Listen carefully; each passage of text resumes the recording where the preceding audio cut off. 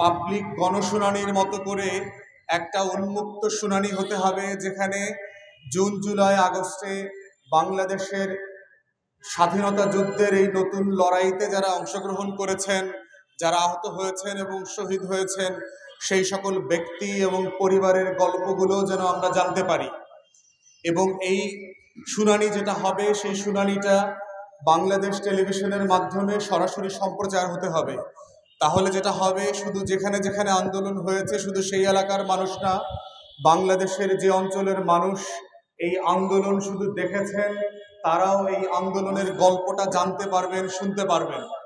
কিন্তু আমরা দেখলাম দুঃখজনকভাবে গত 3 মাস 100 দিন পেরিয়ে যাওয়ার পরেও এই অন্তর্বর্তীকালীন সরকার এই শহীদদের তালিকা প্রণয়ন করা, কি পরিমাণ মানুষ আহত হয়েছেন এবং প্রতিবন্ধী হয়েছেন, অন্ধ হয়েছেন, তাদেরকে নিয়ে যে একটা গণতদন্ত কমিশন করবার প্রয়োজন ছিল, সেই কমিশনটা এখনো করেন নাই। আমরা বারবার বলছি এবং এখনো অন্তর্বর্তীকালীন সরকারকে আহ্বান জানাচ্ছি যে আপনারা 1 নম্বর কাজটা করতে যদি ভুল করেন এবং বিলম্ব করেন, তাহলে আরো পরের অনেক কাজগুলো বিলম্বিত হবে এবং আপনাদের এই ভুলের ধারাবাহিকতা এই মনসুন আপরাইজিংকে, এই বাংলা বসন্তকে ক্ষতিগ্রস্ত করবে।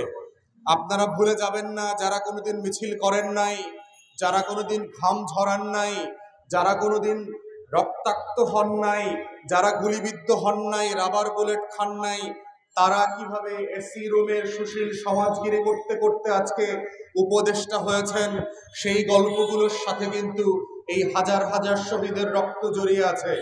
অতএব যাদের রক্তের উপরে ভিত্তি করে আজকে আপনারা অন্তর্বর্তীকালীন সরকারের উপদেষ্টা হয়েছেন, মন্ত্রীর ফ্ল্যাগ নিয়ে দামি দামি কালো গ্লাসওয়ালা গাড়িতে করে ঘুরে বেড়াচ্ছেন, সরকারের প্রোটোকলে সারা বাংলাদেশে যাচ্ছেন, আপনারা ভুলে যাবেন না কোন কোন শহীদদের রক্তের উপরে ভিত্তি করে আজকের এই পরিবর্তন হয়েছে।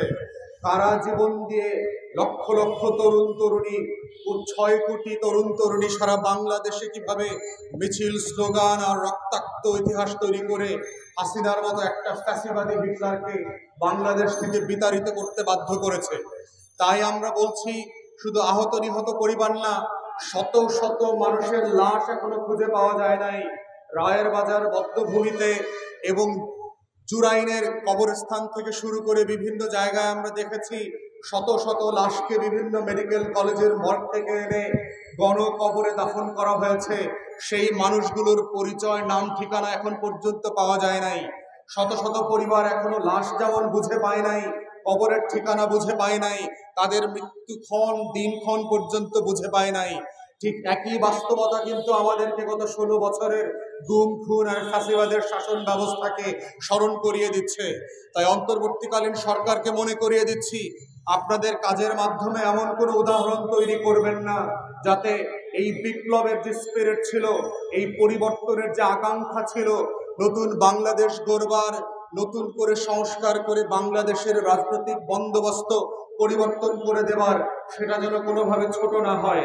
তাই আজকের এই সমাবেশ থেকে আমরা জোর দাবি জানাচ্ছি অন্তর্বর্তীকালীন সরকারকে যে আপনারা গণশুনানির আদলে বাংলাদেশের সংসদ ভবনের যে খালি কক্ষগুলো আছে, সেখানে এই গণতদন্ত কমিশনের আয়োজন করেন, যেখানে বাংলাদেশের মানবাধিকার কর্মী, আইনজীবী, ডাক্তার, ফরেন্সিক এভিডেন্স নিয়ে যারা কাজ করেন, লাশ মর্গ নিয়ে যারা কাজ করেন, সাবেক সেনা এবং পুলিশ কর্মকর্তা যারা আছেন, রাজনৈতিক কর্মী আছেন, তাদের সবাইকে নিয়ে প্যানেল করেন। বাংলাদেশের নাগরিকরা যেন নিবন্ধন করে এসে তাদের গণ অভ্যুত্থানের গল্পটা সেখানে এসে বলতে পারে, কারণ এই গল্পটাই হচ্ছে আগামী দিনের বাংলাদেশ গড়বার গল্প।